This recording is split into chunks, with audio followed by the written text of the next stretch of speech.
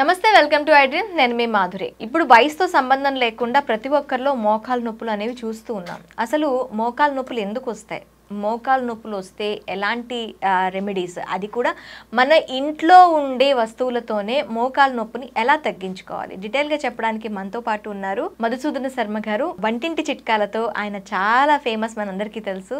So ఈ రోజు మోకాల నొప్పులకి ఎలాంటి వంటింటి చిట్కా ఇవ్వబోతున్నారో తెలుసుకుందాం. నమస్తే సార్. నమస్తే. మోకాల నొప్పులు మనకి ఇప్పుడు చూస్తున్నాం, ప్రతి ఒక్క చిన్న పిల్లల దగ్గర నుంచి కూడా మోకాల నొప్పులు అనేవి చాలా సర్వసాధారణం అయిపోయాయి.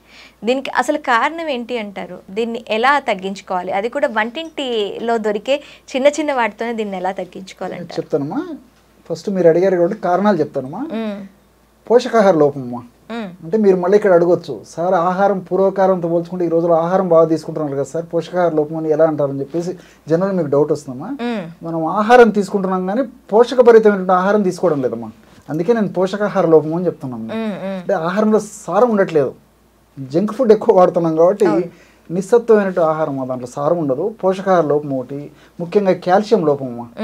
సో వెయిట్ పెరిగిపోవడము, పెద్దవాళ్ళు అయితే షుగరు, హార్మోనల్ ఇంబ్యాలెన్సెస్, ఇవన్నీ కూడా మోకాళ్ళ నొప్పులు కారణం అవుతాయమ్మా. రెండోది ఏమంటే ఈ రోజుల్లో చాలా మంది 99% మందిలో విటమిన్ డి లోపం ఉంటుందమ్మా. సో ఇక్కడ ఏం జరుగుతుందంటేమ్మా, మనకు సూర్యభగవానుడు ప్రత్యక్షంగా దర్శనమిస్తున్నప్పటికీ మనం ఆయన అనుగ్రహం నోచుకోలేకపోతున్నాం. అంటే ఎండ లేదు కదమ్మా. ఉదయం లేచినప్పటి నుంచి ఇంట్లో మనకు ఏసీ, వెహికల్లో ఏసీ, ఆఫీసుల్లో ఏసీ, 24 గంటలు ఏసీలోనే మన జీవితాలు అయిపోతున్నాయి తప్ప మన దురదృష్టం. దీనివల్ల ఏం జరుగుతుందంటే మనకు ఆ విటమిన్ డి అనేది అందట్లేదమ్మా. సో ఎప్పుడైతే విటమిన్ డి మనకు అందదో, మనం తీసుకున్నటువంటి ఆహార పదార్థాలు ఉన్నటువంటి కాల్షియము బాడీ రిసీవ్ చేసుకోదమ్మా. చాలామంది తెలియక ఈ అవగాహన లేకపోవడం చేత కాల్షియం టాబ్లెట్స్ విపరీతంగా వాడుకుంటుంటారు. దానివల్ల సైడ్ ఎఫెక్ట్స్ వస్తాయి కానీ నొప్పులు తగ్గవు.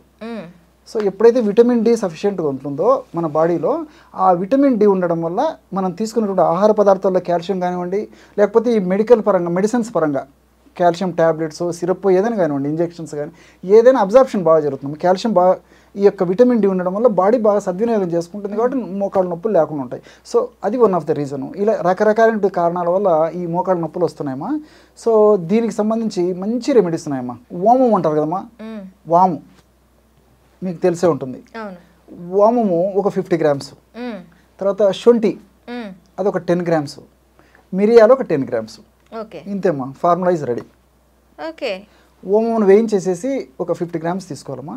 మిరియాలను కొద్దిగా వేయించేసి అందులో కలిపేసేయాలి. శొంఠి పొడి కూడా అందులో కలిపేసేయాలి. సో ఓమము, మిరియాలు, శొంఠి 3 మిక్సీలు వేసేసి బాగా కలియదీసేస్తే మంచి పౌడర్ తయారవుతుందమ్మా.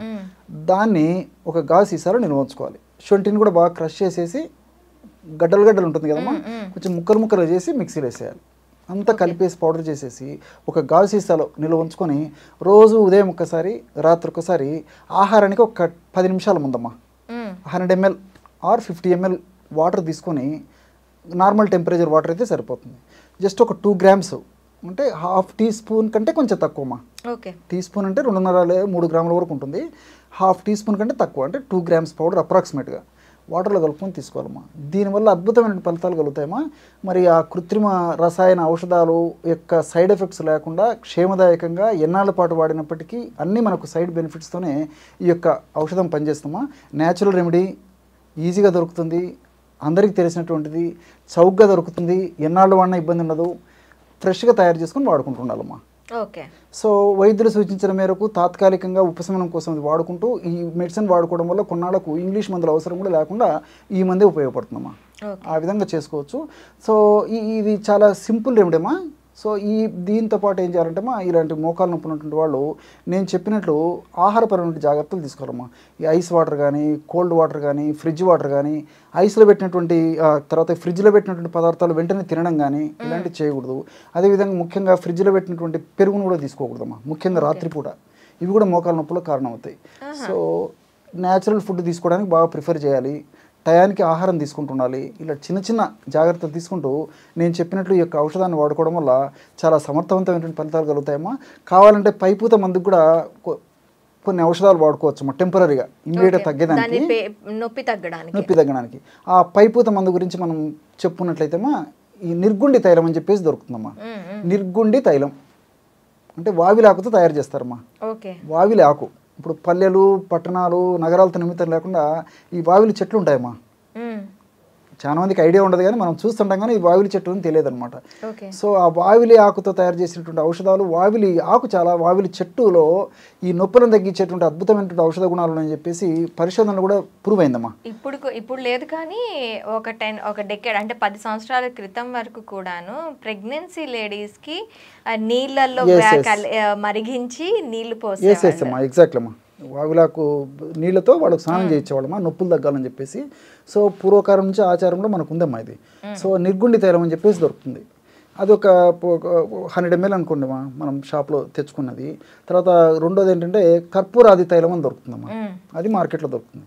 సో రెండు ఈక్వల్గా ఒక కంటైనర్లో కలిపేసి ఒక పాత్రలో బాగా కలిసిపోయిన తర్వాత మళ్ళీ సీసాలు ఎత్తి పెట్టుకోవాలమ్మా. దాన్ని సమస్య తీవ్రంగా ఉంటే రోజు 2 సార్లు వాడుకోవచ్చు. సమస్య కొద్దిగా అనుకోండి ఒక్కసారి వాడుకున్నా సరిపోతుంది. లేకపోతే కొన్నాళ్ల పాటు ఆ సమస్య తీవ్రత తగ్గేదాకా 2 సార్లు వాడేసేసి తర్వాత ఒక్కసారి వాడినా సరిపోతుందమ్మా. కొంచెం ఆయిల్ తీసేసుకొని ఆ మోకాళ్ళ భాగంలో అప్లై చేసేసి జెంటిల్ మసాజ్ ఇవ్వాలమ్మా. బలవంతంగా రుద్దకుండా జెంటిల్ మసాజ్ చేసేస్తే సరిపోతుందమ్మా. సో అవసరాన్ని బట్టి పైపూత మందుగా ఇలాంటి తైలాన్ని మనకు మార్కెట్లో దొరుకుతాయి కాబట్టి అలాంటి వాడుకోవచ్చు. సేఫ్టీ తైలాలమ్మా, వీటికి ఏం ప్రాబ్లం కూడా ఉండదు కాబట్టి ఆయుర్వేద ఔషధ విక్రయశాలలో దొరికేవే కాబట్టి తెచ్చుకొని వాడుకోవచ్చు. కడుపులోకి ఇది వాడుకుంటే సరిపోతుందమ్మా. Thank you very much. Okay.